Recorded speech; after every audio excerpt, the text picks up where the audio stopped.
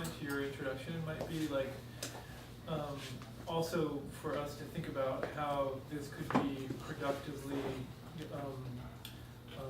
not pulled together. And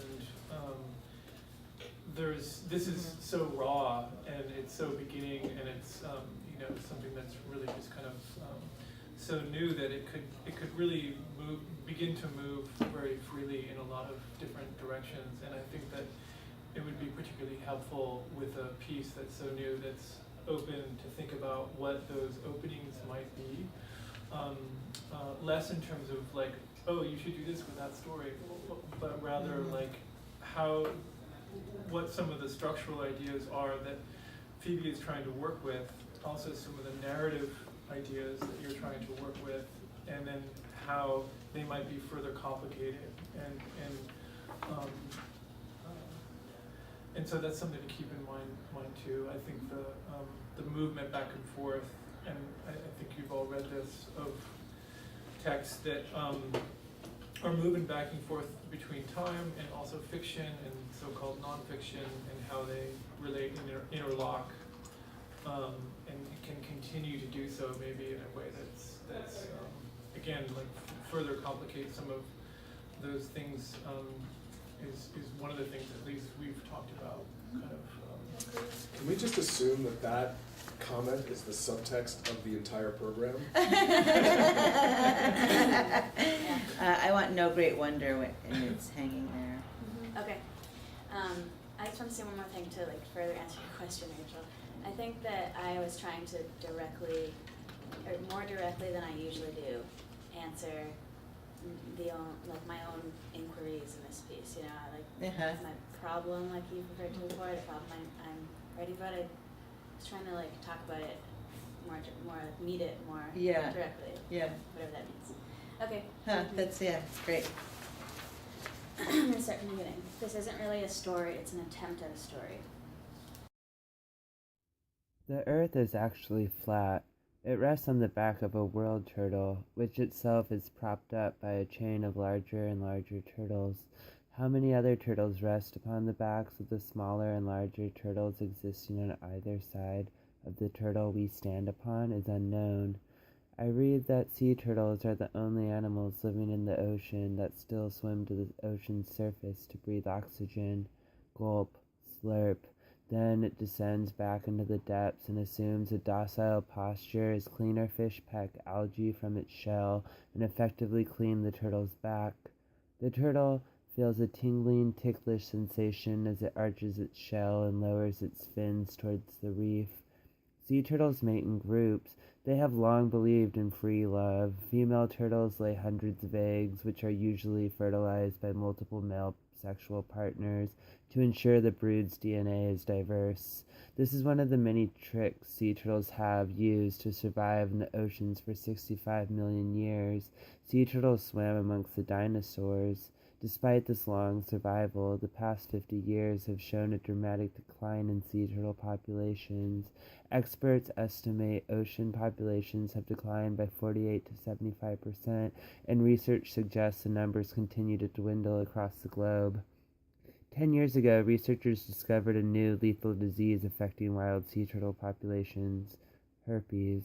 The herpes virus affecting sea turtles affects those in warmer waters and those living in stressful habitats. The disease is thought to come from a particular overcrowded sea turtle farm.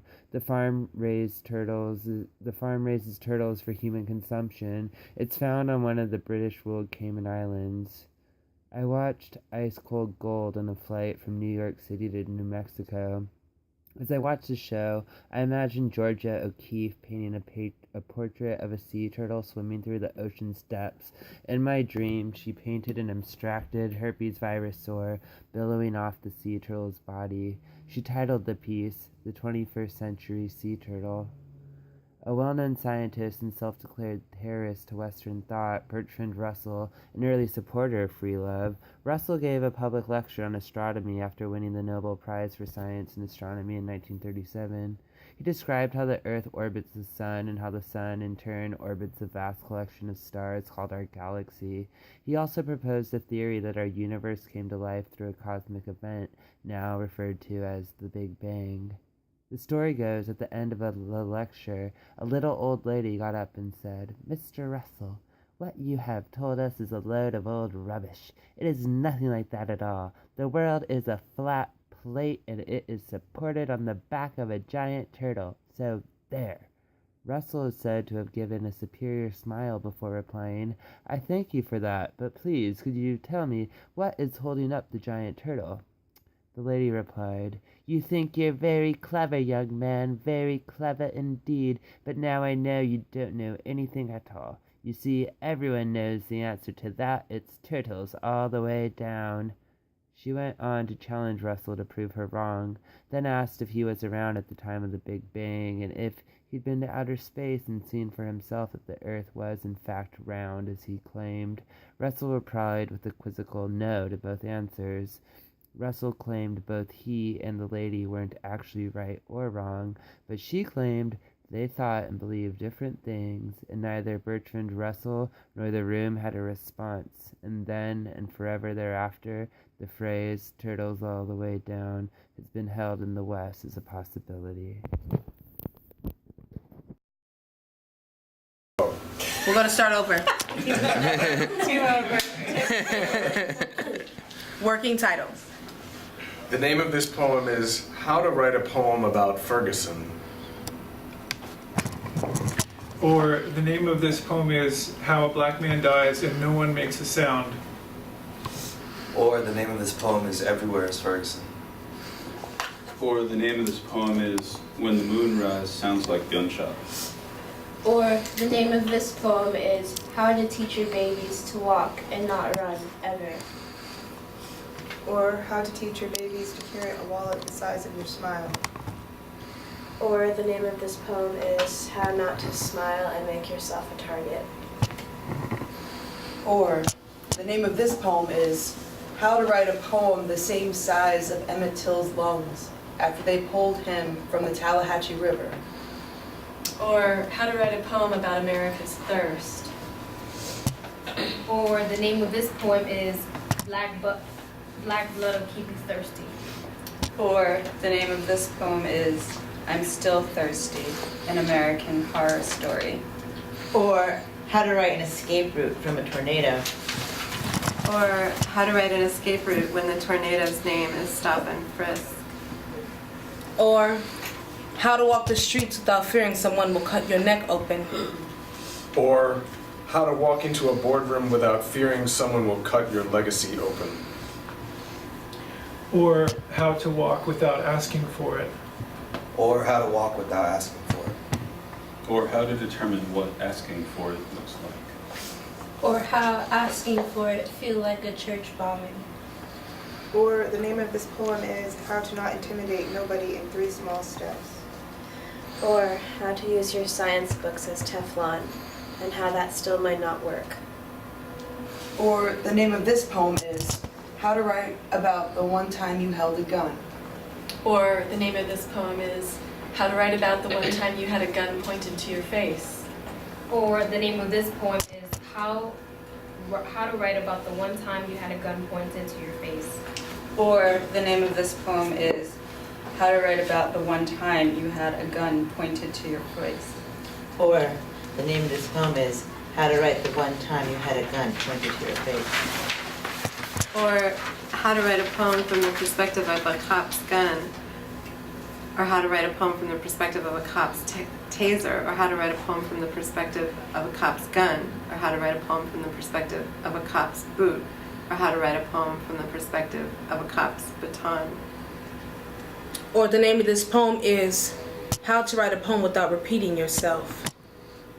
No, the name of this poem ain't got no name. It's a series of numbers. At night, the numbers warn me sweetly. You should be afraid of having a son. Thanks, guys. The article is basically basically kind of summarizing all MFA programs is being built around the Iowa workshop model. And we have kind of created ourselves as being actually an MFA program that has kind of really purposefully discarded the workshop model in favor of this thing that's happening right here, both in terms of how work is talked about and how we kind of define ourselves as a program. So that was kind of interesting to see that article come through, and Rachel and I wrote a letter in response to the journalist, which we should actually have Stephen maybe post on the Tumblr site, kind of basically outlining where the article really didn't even bother to scratch the surface of our website, but also kind of writing in a way that also invited the journalist to like dig deeper and maybe even write something further about that aspect. But it started a conversation between us, and it's something that I've been thinking about a lot. In fact, I thought about it in the very naming in the beginning of designing this program, which is like, why is this called the Pratt MFA in Writing, and why is this not called the Pratt MFA in Writing and Activism, Pratt MFA in Writing and Social Practice, Pratt MFA in Writing and Social Active, any number of different kind of possible iterations that Pratt MFA in Writing and Social Justice, or etc. And one of the things that I was thinking about was partly like my my desire for a generic term that would kind of absorb the energy of actually what everyone is creating out of this program, such that it would recode that generic term with actually and communicate what this program is all about, rather than sort of front-loading that to begin with a term that announced itself maybe in a way that it would remain to be seen whether the program actually performed some of those things. It's also like a question of like institutions. Like, do you want to, what does it mean to institutionalize within an institution a word like activism, and have that be something that's broadcast right at the title of the program? If we are working within this definition of, say, accomplices, if we're working in this definition that is maybe moving both towards some relationship to the word activism that also, I would say, includes revolution. The other day I was doing the dishes, and very suddenly I started to cry. I had heard a voice say to me, "You're indestructible." All of us, music swells, we find a way to analyze what is out of our control. Dreaming used to feel like falling into a deep hole, but now it feels like I'm peppered into 1,000 pieces. I'm many, and I'm afraid, not of the scatter, but to find the pieces, to wake up and not be able to find them. Into a new housing complex that lets in women only if they agree to have their blood pressure checked 20 times a day. "What's this procedure for?" I ask the attendant. All I know about him is that his name is Krish and that his whole family waits for him in India. This is just one of my many questions, but I seem to find that the answer to each one contains some delusion, some way to scramble me around. Days in here I start to wonder if what's outside my window is real, if that building is a hospital or a school. Was my road always paved with stone? Was there always that flag? First they have to kill us, then they have to become what we were. No one's able to find their doctor's office. Their doctor is an actor. Their actor is buying out the neighborhood. Produce in the carts are plastic. The taut red skin, the fresh cloth leaves, a sheen of sunlight on a headache. "I have no idea," says Krish, applying pressure. "We don't even record the results."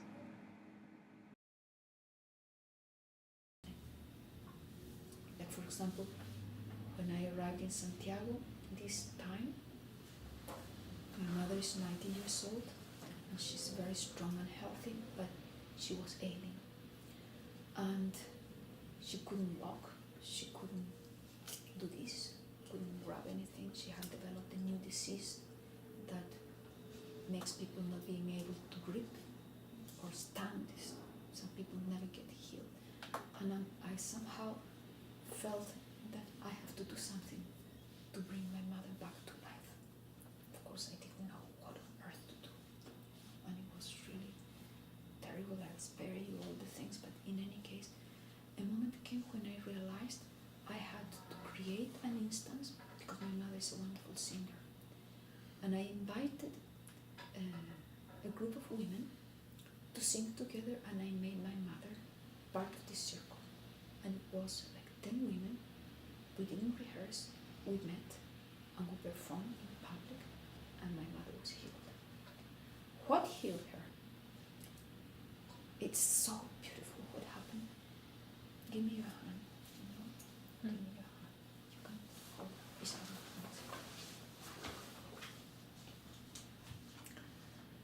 So I began singing like a strange sound.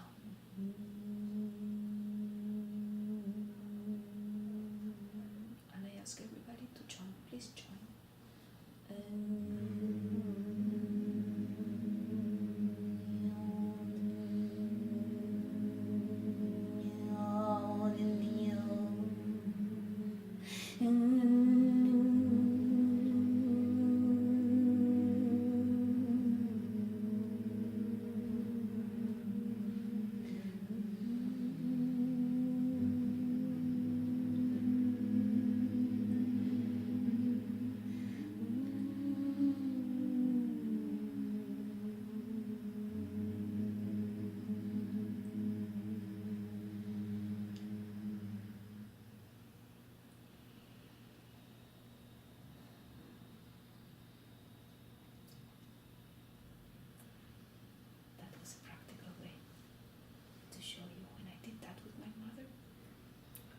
I suddenly felt my mother's arms started to go like that.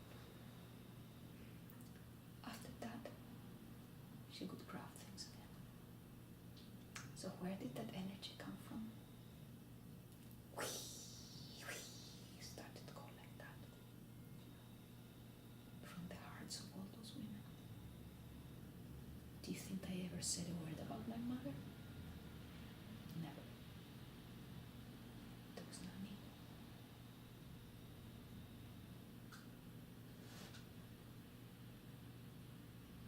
You would look at my mother now, you would never even dream that she was so sick 2 months ago.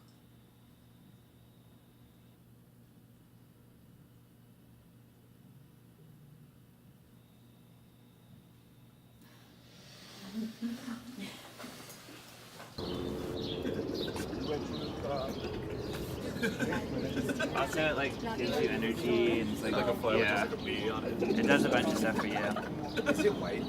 It's like yellowish. They're like little yellow balls, basically. Yeah. Pratt MFA just smoking.